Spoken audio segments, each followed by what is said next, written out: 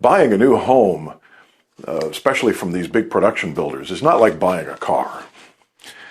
You really need representation. You should have a realtor or a seasoned professional broker that knows how to negotiate with these on-site sales reps in the model homes so that you benefit from this purchase and you don't get burned.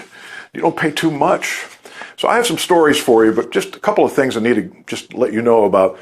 The very nice salesperson in the model home is representing the builder.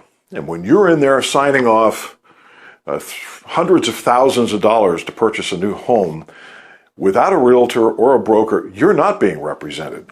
What could go wrong there? You got to remember also that salesperson representing the builder is not licensed to sell real estate. So they represent the builder and they do the builder's bidding. And even though they're friendly, and I've known many of them and worked with them over the years, basically nice people, but the fact of the matter is that without representation, you have nobody there looking out for your best interests. Many things may not be disclosed to you. You may be in a situation where you don't know what you don't know without somebody who is experienced in dealing and negotiating with the on-site sales reps. Every week, I get this full report. It's the size of a small phone book of all the new homes that are for sale, that will be for sale in the next month or so. But this is every week. And a lot of the information in here I see you don't. Like, for instance, there could be a backlog in inventory. There could be a long list of homes that the seller needs to push. They go to sales meetings. They need to get rid of this inventory, these available homes. There are also bonus commissions that are on the table. I typically pass them along to my clients. They like that a lot. So those are just a few of the ground rules out there that you should know about.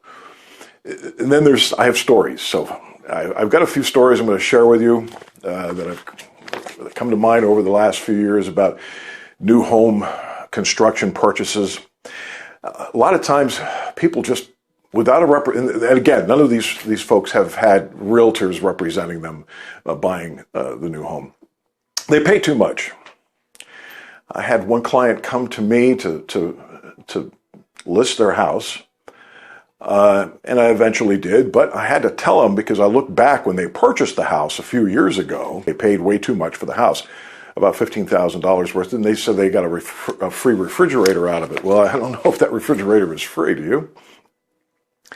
I had checked in on a model home, this particular builder, because I wanted to check on his inventory.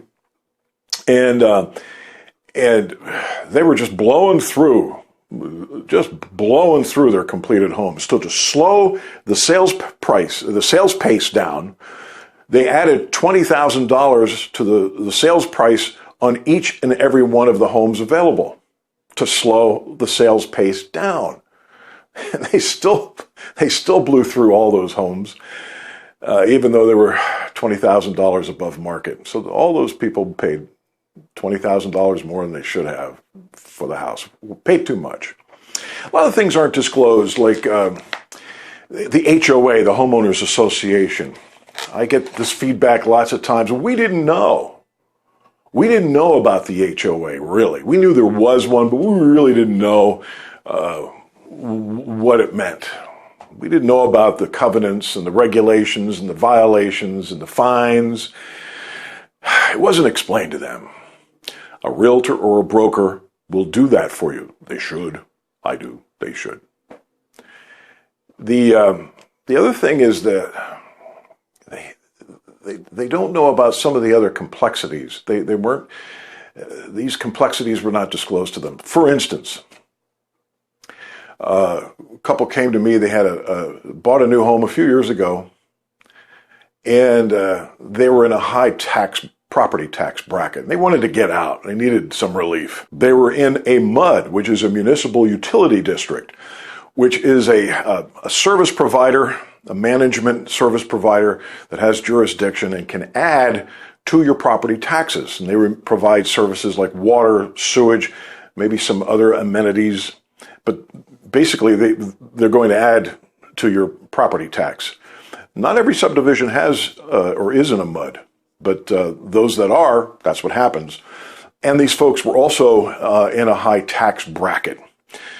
Typically, tax brackets here in Central Texas run anywhere from 1.8 up to 3.7% per year, and they were on the higher end of that. So they needed to get a place without a MUD and in a lower tax rate. And they wanted to get a new home. So I sent them new homes without the MUD and with a lower tax rate. And they called me up one day, and they said, "Hey, we bought a brand new home." I said, "Well, that's fantastic. Congratulations." And I wished them well.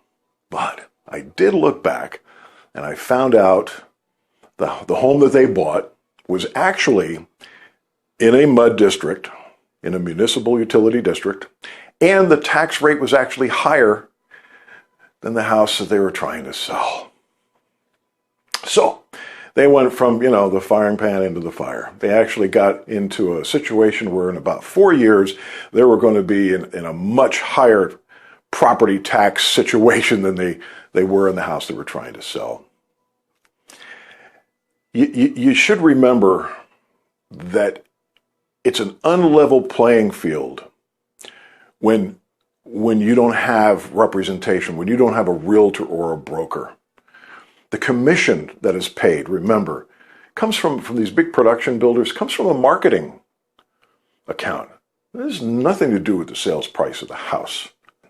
Make sure that when you buy a brand new home, you benefit. You get all the goodies. I make sure I go after all the incentives that the salesperson doesn't even bring up. Many of these salespeople are bonus on not bringing up some of these amenities and some of these incentives and some of these goodies. If you want to learn more, visit mytexasrealestate.com. 5 big mistakes new construction buyers make. That's mytexasrealestate.com. 5 big mistakes new construction buyers make. I'm Cliff Hahn, broker owner of Hahn Real Estate, serving all of Central Texas and the greater Austin area, where it's always time to buy Texas.